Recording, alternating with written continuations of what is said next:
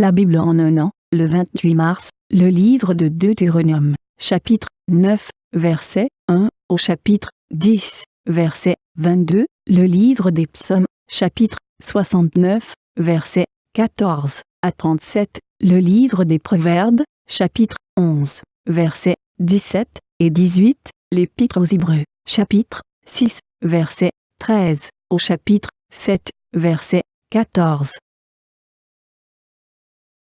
Le livre du Deutéronome, chapitre 9. Écoute Israël, tu vas aujourd'hui passer le Jourdain pour te rendre maître de nations plus grandes et plus puissantes que toi, de villes grandes et fortifiées jusqu'au ciel, d'un peuple grand et de haute taille, les descendants d'Anak, que tu connais et à propos desquels tu as entendu dire, qui pourrait résister aux descendants d'Anak? Sache aujourd'hui que l'Éternel ton Dieu marchera lui-même devant toi comme un feu dévorant. C'est lui qui les détruira, qui les humiliera devant toi, et tu les chasseras, tu les feras disparaître rapidement, comme l'Éternel te l'a dit. Lorsque l'Éternel ton Dieu les aura chassés devant toi, ne dis pas dans ton cœur, c'est à cause de ma justice que l'Éternel me fait entrer en possession de ce pays. En effet, c'est à cause de la méchanceté de ces nations que l'Éternel les chasse devant toi. Non, ce n'est pas à cause de ta justice et de la droiture de ton cœur que tu entres en possession de leur pays. C'est à cause de la méchanceté de ces nations que l'Éternel ton Dieu les chasse devant toi. Et c'est pour confirmer la promesse que l'Éternel a faite avec serment à tes ancêtres, à Abraham, à Isaac et à Jacob. Sache donc que ce n'est pas à cause de ta justice que l'Éternel ton Dieu te donne ce bon pays à posséder, car tu es un peuple réfractaire. Souviens-toi, n'oublie pas de quelle manière tu as excité la colère de l'Éternel ton Dieu dans le désert. Depuis le jour où tu es sorti d'Égypte jusqu'à votre arrivée ici, vous vous êtes révoltés contre l'Éternel. À Horeb, vous avez excité la colère de l'Éternel, et l'Éternel s'est irrité contre vous au point de vouloir vous détruire. Lorsque je suis monté sur la montagne pour prendre les tables de pierre, les tables de l'alliance que l'Éternel a conclue avec vous, je suis resté là 40 jours et 40 nuits, sans manger de pain et sans boire d'eau. L'Éternel m'a donné les 2 tables de pierre écrites du doigt de Dieu et contenant toutes les paroles que l'Éternel vous avez dites sur la montagne du milieu du feu le jour de l'assemblée. C'est au bout des 40 jours et des 40 nuits que l'Éternel m'a donné les 2 tables de pierre, les tables de l'Alliance. L'Éternel m'a dit alors, « Lève-toi, dépêche-toi de descendre d'ici. En effet, ton peuple, celui que tu as fait sortir d'Égypte, s'est corrompu. Ils se sont bien vite écartés de la voie que je leur avais prescrite. Ils se sont fait une idole en métal fondu. L'Éternel m'a dit, « Je vois que ce peuple est un peuple réfractaire. Laisse-moi les détruire et effacer leur nom de dessous le ciel, tandis que je ferai de toi une nation plus puissante et plus nombreuse que ce peuple. » Je suis reparti et je suis descendu de la montagne tout en feu, les 2 tables de l'Alliance dans les 2 mains. J'ai regardé et j'ai vu que vous aviez péché contre l'Éternel votre Dieu. Vous vous étiez fait un veau en métal fondu. Vous vous étiez bien vite écarté de la voie que l'Éternel vous avait prescrite. Je tenais les 2 tables, je les ai jetées et brisées sous vos yeux. Je me suis prosterné devant l'Éternel comme précédemment, 40 jours et 40 nuits sans manger de pain et sans boire d'eau, à cause de tous les péchés que vous aviez commis en faisant ce qui est mal aux yeux de l'Éternel pour l'irriter. En effet, j'étais tremblant de peur en voyant la colère et la fureur dont l'Éternel était animé contre vous au point de vouloir vous détruire. Mais l'Éternel m'a écouté 7 fois encore. L'Éternel était aussi très irrité contre Aaron, qu'il voulait faire mourir, et j'ai encore intercédé pour lui à cette époque-là. J'ai pris le veau que vous aviez fait, ce produit de votre péché, je l'ai brûlé au feu. Je l'ai broyé jusqu'à ce qu'il soit réduit en poudre, et j'ai jeté cette poudre dans le torrent qui descend de la montagne. À Tabéra, à Massa et à Kibroth-Hattaava, vous avez excité la colère de l'Éternel. Lorsque l'Éternel vous a envoyé à Kadès-Barnéa en disant « Montez, prenez possession du pays que je vous donne », vous vous êtes révoltés contre l'ordre de l'Éternel votre Dieu, vous n'avez pas eu foi en lui et vous n'avez pas obéi à sa voix. Vous avez été rebelles contre l'Éternel depuis que je vous connais.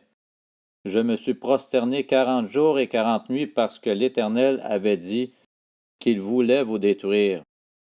J'ai prié l'Éternel, j'ai dit, Seigneur Éternel, ne détruis pas ton peuple, ton héritage, que tu as racheté dans ta grandeur, que tu as fait sortir d'Égypte par ta main puissante. Souviens-toi de tes serviteurs Abraham, Isaac et Jacob. Ne regarde pas à la dureté de ce peuple, à sa méchanceté et à son péché. Sinon, les habitants du pays dont tu nous as fait sortir diront, c'est parce que l'Éternel n'avait pas le pouvoir de les conduire dans le pays qu'il leur avait promis, et parce qu'il les détestait, qu'il les a fait sortir pour les faire mourir dans le désert. Ils sont pourtant ton peuple et ton héritage, que tu as fait sortir d'Égypte avec puissance et force. Le livre du Deutéronome, chapitre 10. À cette époque-là, l'Éternel m'a dit, « Taille 2 tables de pierre pareilles aux premières et monte vers moi sur la montagne. Tu feras aussi un coffre en bois. J'écrirai sur ces tables les paroles qui étaient sur les premières tables que tu as brisées, et tu les mettras dans le coffre.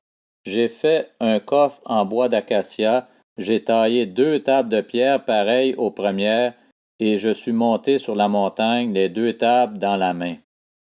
L'Éternel a écrit sur les tables ce qui avait été écrit sur les premières, les 10 paroles qu'il vous avait dites sur la montagne du milieu du feu le jour de l'assemblée, il me les a données. Je suis reparti et je suis descendu de la montagne. J'ai mis les tables dans le coffre que j'avais fait, et elles sont restées là comme l'Éternel me l'avait ordonné. Les Israélites sont partis de Bééroth Béné Jaakan pour Moséra. C'est là qu'est mort Aaron et qu'il a été enterré. Éléazar, son fils, lui a succédé en tant que grand prêtre. Ils sont partis de là pour Gudgoda, et de Gudgoda pour Jotbata, région où il y a des cours d'eau. C'est à cette époque-là que l'Éternel a mis à part la tribu de Lévi et lui a ordonné de porter l'arche de l'alliance de l'Éternel, de se tenir devant l'Éternel pour le servir et de bénir le peuple en son nom. C'est ce qu'elle a fait jusqu'à aujourd'hui. Voilà pourquoi Lévi n'a ni part ni héritage avec ses frères. L'Éternel est son héritage, comme l'Éternel ton Dieu le lui a dit. Je suis resté sur la montagne comme précédemment 40 jours et 40 nuits. L'Éternel m'a exaucé encore cette fois, il n'a pas voulu te détruire. L'Éternel m'a dit, lève-toi, va marcher à la tête du peuple, qu'ils aillent prendre possession du pays que j'ai juré à leurs ancêtres de leur donner. Maintenant, Israël, que demande de toi l'Éternel ton Dieu? N'est-ce pas que tu craignes l'Éternel ton Dieu afin de marcher dans toutes ses voies, que tu aimes et serves l'Éternel ton Dieu de tout ton cœur et de toute ton âme? Que tu respectes les commandements de l'Éternel et ses prescriptions que je te donne aujourd'hui afin d'être heureux? Voici, c'est à l'Éternel ton Dieu qu'appartiennent le ciel et les cieux des cieux, la terre et tout ce qu'elle contient. Et c'est à tes ancêtres seulement que l'Éternel s'est attaché pour les aimer. Après eux, c'est leur descendance, c'est vous qu'il a choisi parmi tous les peuples comme vous le voyez aujourd'hui. Circoncisez donc votre cœur, et ne vous montrez plus réfractaires. En effet, l'Éternel votre Dieu est le Dieu des dieux, le Seigneur des seigneurs, le Dieu grand, fort et redoutable. Il ne fait pas de favoritisme et n'accepte pas de pot de vin. Il fait droit à l'orphelin et à la veuve. Il aime l'étranger, il lui donne de la nourriture et des vêtements. Vous aimerez l'étranger, car vous avez été étranger en Égypte. C'est l'Éternel ton Dieu que tu craindras, c'est lui que tu serviras, c'est à lui que tu t'attacheras, et c'est par son nom que tu prêteras serment. Il est ta gloire, il est ton Dieu. C'est lui qui a fait au milieu de toi les actes grands et redoutables que tes yeux ont vus. Tes ancêtres étaient au nombre de 70 lorsqu'ils sont descendus en Égypte. Et maintenant l'Éternel ton Dieu a fait de toi une multitude aussi nombreuse que les étoiles du ciel. Le livre des Psaumes, chapitre 69. Mais moi, je t'adresse ma prière éternelle. C'est le moment favorable, ô Dieu, par ta grande bonté. Réponds-moi en m'accordant ton fidèle secours. Retire-moi de la boue et que je n'enfonce plus, que je sois délivré de mes ennemis et de l'eau profonde. Que le courant ne m'emporte plus, que le gouffre ne m'engloutisse pas, et que la tombe ne se referme pas sur moi. Réponds-moi, Éternel, car ta bonté est immense. Dans tes grandes compassions, tourne les regards vers moi et ne cache pas ton visage à ton serviteur. Je suis dans la détresse, réponds-moi vite. Approche-toi de moi, rachète-moi, libère-moi à cause de mes ennemis. Tu sais qu'on m'insulte, qu'on me déshonore, qu'on me couvre de honte. Tous mes adversaires sont devant toi. L'insulte me brise le cœur et je suis anéanti. J'attends de la pitié, mais il n'y en a pas. Des consolateurs et je n'en trouve aucun. Ils mettent du poison dans ma nourriture. Et pour apaiser ma soif, ils me donnent du vinaigre. Que leur table soit pour eux un piège et leur prospérité une entrave. Que leurs yeux s'obscurcissent pour ne plus voir. Fais-leur constamment courber le dos. Déverse ta fureur sur eux et que ton ardente colère les atteigne. Que leur domaine devienne désert, que plus personne n'habite dans leur tente. En effet, ils poursuivent celui que tu frappes, ils racontent les souffrances de ceux que tu as blessés. Ajoute cette faute à leur faute et qu'ils n'aient aucune part à ta justice. Qu'ils soient effacés du livre de vie et ne soient pas inscrits avec les justes. Moi, je suis malheureux et souffrant. Ô Dieu, que ton secours me mette en sécurité. Je célébrerai le nom de Dieu par un chant. Je proclamerai ta grandeur par des louanges. Voilà ce qui est agréable à l'Éternel, plus qu'un bœuf, un taureau avec cornes et sabots. Les humbles le voient et se réjouissent. Vous qui cherchez Dieu, que votre cœur vive, car l'Éternel écoute les pauvres, et il ne méprise pas les siens quand ils sont prisonniers. Que le ciel et la terre le célèbrent, ainsi que les mers et tout ce qui y vit, car Dieu sauvera Sion, et il reconstruira les villes de Juda. On s'y établira et on les possédera. La descendance de ses serviteurs en fera son héritage, et ceux qui aiment son nom y habiteront. Le livre des Proverbes, chapitre 11. L'homme bon se fait du bien à lui-même, mais l'homme cruel provoque son propre trouble. Le méchant réalise un gain trompeur, mais semer la justice procure un vrai salaire. L'Épître aux Hébreux, chapitre 6. Lorsque Dieu a fait la promesse à Abraham, comme il ne pouvait pas prêter serment par plus grand que lui, il a juré par lui-même en disant : « Certainement je te comblerai de bénédictions et je multiplierai ta descendance. » C'est ainsi qu'après une attente patiente, Abraham a obtenu ce qui lui avait été promis. Or les hommes jurent par plus grand qu'eux, et le serment est une garantie qui met fin à toute contestation. C'est pourquoi Dieu, voulant montrer plus clairement encore aux héritiers de la promesse le caractère irrévocable de sa décision, est intervenu par un serment. Ainsi, par deux actes irrévocables dans lesquels il est impossible que Dieu mente, nous sommes puissamment encouragés, nous dont le seul refuge a été de saisir l'espérance qui nous était proposée. Cette espérance, nous la possédons comme une ancre solide et sûre de l'âme.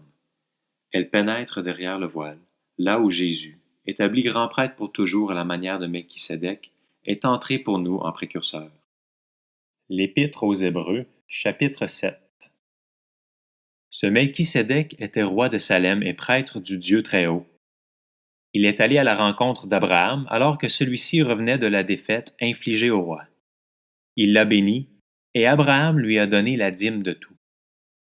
D'après la signification de son nom, Melchisédek est d'abord roi de justice. Ensuite, il est roi de Salem, c'est-à-dire roi de paix. On ne lui connaît ni père ni mère, ni généalogie, ni commencement de jour ni fin de vie, mais, rendu semblable au Fils de Dieu, il reste prêtre pour toujours. Remarquez quelle est la grandeur de ce personnage, puisque le patriarche Abraham lui a donné même le 10e de son butin. D'après la loi, ceux des descendants de Lévi qui remplissent la fonction de prêtre ont l'ordre de prélever la dîme sur le peuple, c'est-à-dire sur leurs frères, qui sont pourtant issus d'Abraham. Mais Melchisédek, bien que ne figurant pas dans leur généalogie, a prélevé la dîme sur Abraham, et il a béni celui qui avait les promesses. Or, indiscutablement, c'est l'inférieur qui est béni par le supérieur. De plus, dans le cas des descendants de Lévi, ceux qui perçoivent la dîme sont des hommes mortels, tandis que dans le cas de Melchisédek, c'est quelqu'un dont on atteste qu'il est vivant. En outre, Lévi qui perçoit la dîme l'a pour ainsi dire aussi payée par l'intermédiaire d'Abraham. Il était en effet encore dans les reins de son ancêtre lorsque Melchisédek est allé à la rencontre d'Abraham. Si donc la perfection avait été possible à travers le ministère des prêtres lévitiques, car c'est bien sur lui que repose la loi donnée au peuple, était-il encore nécessaire que surgisse un autre prêtre établi à la manière de Melchisédek, et qu'il soit présenté comme n'étant pas établi à la manière d'Aaron? Puisque le ministère de prêtre a été changé, il y a nécessairement aussi un changement de loi. En effet, celui que visent les passages cités appartient à une autre tribu, dont aucun membre n'a fait le service de l'autel. De fait, il est parfaitement clair que notre Seigneur est issu de Juda, tribu dont Moïse n'a absolument pas parlé concernant la fonction de prêtre.